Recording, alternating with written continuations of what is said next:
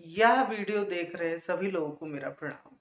देखें कि जैसे आज हम बात करेंगे जैमिनी ज्योतिष के तीसरे भाग पे, जो कि पद लग्न या आरूढ़ लग्न और उसके बाद जो बाकी भाव के भी जो पद निकाले जाते हैं उसके बारे में, कि वो कैसे बनाते हैं, उसका कैसा उपयोग है। देखें कि यदि आप जैमिनी के मेरे बाकी वीडियोज नहीं देखे हैं तो आप उसको भी जरूर देखें। और फिर ये इसका तीसरा भाग है, आगे जाकर के हम और भी अन्य वीडियो बनाएंगे और जैमिनी ज्योतिष से कैसे फलित किया जाता है ये आपको बताएंगे। तो उसके लिए मैं नीचे आपको कमेंट बॉक्स में उस प्लेलिस्ट का लिंक दे दूंगा, उस पर क्लिक करके आप जो इस वीडियो के श्रृंखला के जो पहले दो भाग हैं उनको भी जरूर देखें। और यहाँ पर देखें कि ये जो आरूढ़ लग्न या पद लग्न के बारे में मैं बात कर रहा हूँ, यहाँ पर सिर्फ जैमिनी ज्योतिष के प्रिंसिपल का अप्लाई किया जा रहा है। इसका क्या अर्थ है कि इसका ये अर्थ है कि पराशर ऋषि ने भी आरूढ़ लग्न के बारे में बताया है, तो कुछ एक इसमें विवाद है तो उन्होंने उस पर अपने नियम कुछ प्रतिपादित किए हैं। लेकिन चूंकि हम जैमिनी पढ़ रहे हैं इसलिए हम उन्हीं नियमों को लेंगे जो जैमिनी ऋषि का मत है। तो अब देखें कि सबसे पहले आरूढ़ लग्न क्या होता है, क्यों बनाया जाता है। देखें कि ये पहले तो मैं सिंपल सा आपको बता दे रहा हूँ कि इसका यूज क्या है, आगे जाके ब्रॉड लेवल पर हम क्या इसका फलित होता है वो हम आगे वाले वीडियो में बात करेंगे। देखेंगे इसका यूज एक तरीके से देखा जाता है जातक की सामाजिक स्थिति क्या है, कि जातक कि मतलब जैसे समाज में उसका कैसा नाम है, कैसी पहचान है, इसके लिए आरूढ़ लग्न बनाया जाता है। इसका सिंपल सा कॉन्सेप्ट है आरूढ़ लग्न बनाने का कि लग्नेश, लग्नेश यानी कि पहले भाव का स्वामी।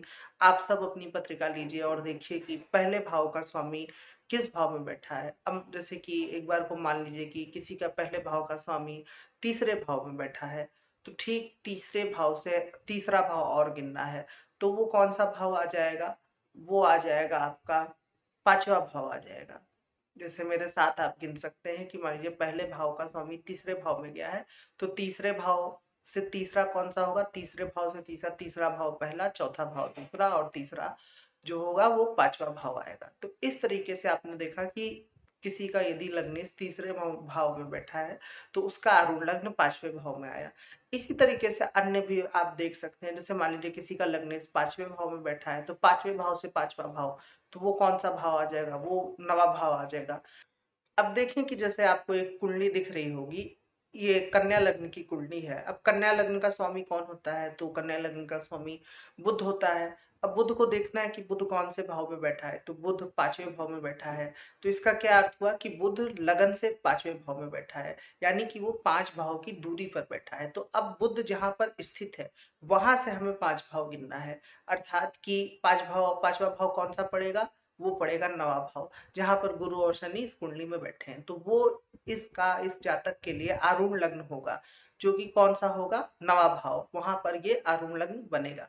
तो इस तरीके से आप समझ सकते हैं कि लग्नेश जितने भाव दूरी पे जाता है उसके जहां पर स्थापित होता है लग्नेश, यानी जहां लग्नेश बैठा होता है उससे उतने ही भाव आगे गिनना है, वही आपका आरूढ़ लग्न होगा। एक और उदाहरण लेके चलते हैं, जैसे मान लीजिए कि किसी का लग्नेश दूसरे भाव में बैठा है, तो फिर उसका आरूढ़ लग्न क्या होगा, तो हमें दूसरा भाव से दूसरा गिनना है, तो दूसरा भाव से दूसरा कौन सा होगा, वो तीसरा भाव होगा। ऐसे ही किसी का लग्नेश मान लीजिए कि तीसरे भाव में बैठा है, तो तीसरे भाव से हमें तीसरा गिनना है, यानी कि वो पांचवा भाव होगा। तो इस तरीके से आप आरूढ़ लग्न निकाल सकते हैं। एक तो ये चीज हो गई। दूसरी चीज क्या है कि मतलब अब जैसे एक और बात है कि पद लग्न भी निकाला जाता है, क्योंकि मैं ये जैमिनी पढ़ा रहा हूँ, इसलिए जैमिनी में जो पद लग्न होता है उसकी विशेष महत्ता होती है। तो इसको कैसे निकालें। देखें कि पद लग्न निकालने का भी बहुत आसान तरीका है, उसमें भी कोई कूड़ा गणित नहीं करना है। बस जैसे हम लग्नेश के लिए, लगन के लिए आरूढ़ लग्न निकालते थे, वैसे ही पद लग्न अलग अलग भाव के लिए निकाला जाता है। जैसे कि मान लीजिए हमें पांचवें भाव का पद जानना है, तो ये देखा जाएगा कि पांचवें भाव का स्वामी कहाँ पर बैठा है। पांचवें, जैसे मान लीजिए कि किसी का वृश्चिक लग्न है, वृश्चिक लग्न में मान लीजिए कि किसी का गुरु बनता है, वो पंचमेश बनता है और गुरु सातवें भाव में बैठा है, यानी कि गुरु अपने से तीसरे भाव में बैठा है। तो यानी कि अब क्या होगा कि उस गुरु से हम तीसरे भाव को लेंगे, तो कौन सा भाव आएगा, वो नवा भाव आएगा। तो इस तरीके से आप समझ सकते हैं कि हर भाव का भी एक तरीके से पद निकाला जाता है। तो वहां पर क्या लिखा जाएगा, जैसे जो भी भाव पे हम जिस जिस भी भाव का पद निकालते हैं वहां पर हम वो लिख देते हैं। जैसे मान लीजिए कि हमने पांचवें भाव का पद निकाला, तो जो भी भाव उस पांचवें भाव का पद निकलेगा वहां पर हम लिख लेंगे A5, यानी कि अरुण 5, पांचवा भाव का पद या पद का पांचवा भाव।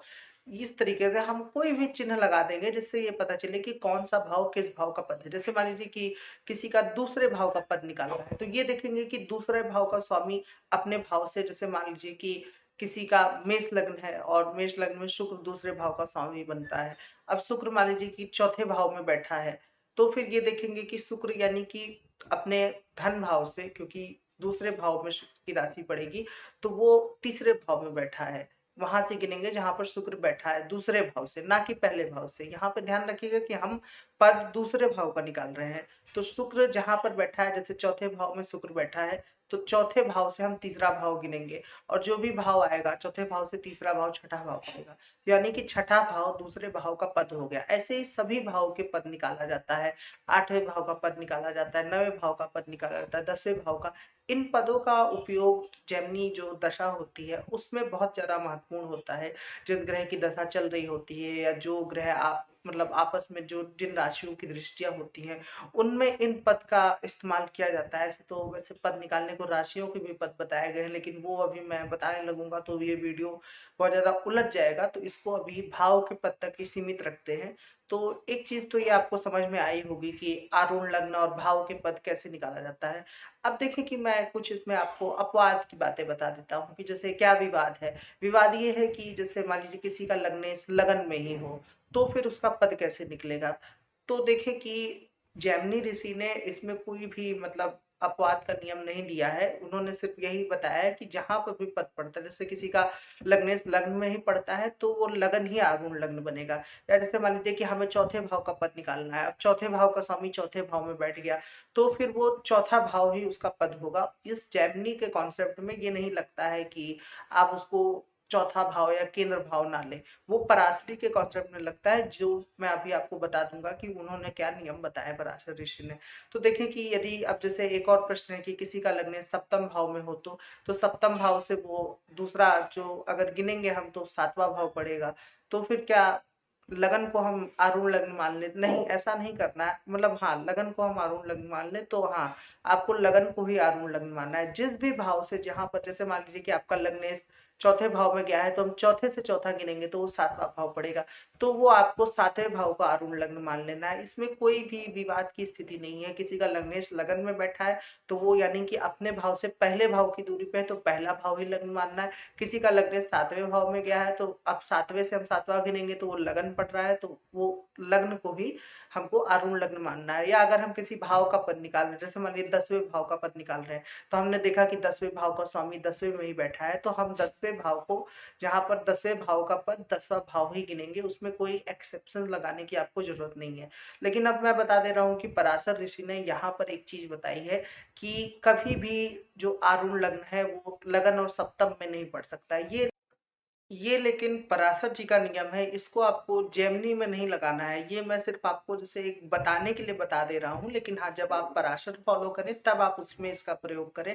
अन्यथा जो मैंने जेमिनी के सूत्र आपको पहले बताए हैं कि जिस भी भाव में आरूढ़ लग्न या पद पड़ रहा हो वही उसका आरूढ़ होगा। आपको कुछ भी इसमें एक्सेप्शन लगाने की आवश्यकता नहीं है। तो अब देखिए कि आपको क्या करना है। जैसे इसमें बताया ये गया है कि लगन और सप्तम भाव में आरूढ़ पद या अरुण लग्न नहीं बन सकता है। तो इसका क्या अर्थ हुआ? जैसे मान लीजिए कि किसी का लग्नेश लग्न में ही है, तो पराशर ऋषि ने बताया है कि आप वहां से 10वें भाव गिन लीजिए, यानी कि 10वें भाव में उसका आरूढ़ लग्न आएगा। जब भी कभी लगन में आरूढ़ लग्न पड़े तो फिर वहां से आपको 10वें गिनना है।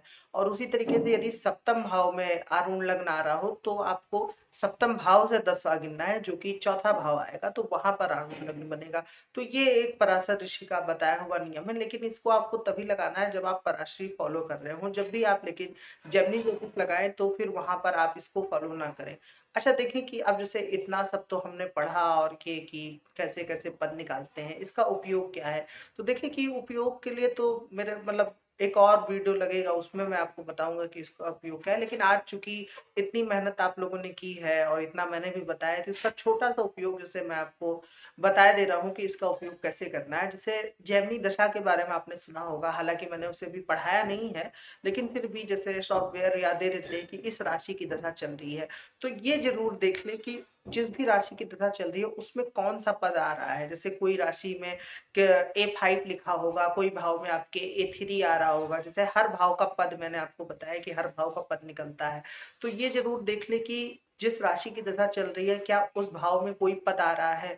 तो यदि जिस राशि की दशा चल रही हो, कोई जैसे मान लीजिए कि किसी का मिथुन लग्न है और उसके कर्क राशि में A11 का पद बैठा हो या A11 का पद पड़ रहा हो दूसरे भाव में, तो फिर क्या होगा। और यदि उस व्यक्ति की कर्क राशि की दशा चल रही हो, तो हम कहेंगे कि A11 चूंकि 11वें भाव का संबंध धन से होता है, तो धन संबंधी व्यक्ति को अच्छे फल प्राप्त हो सकते हैं कर्क राशि की दशा में।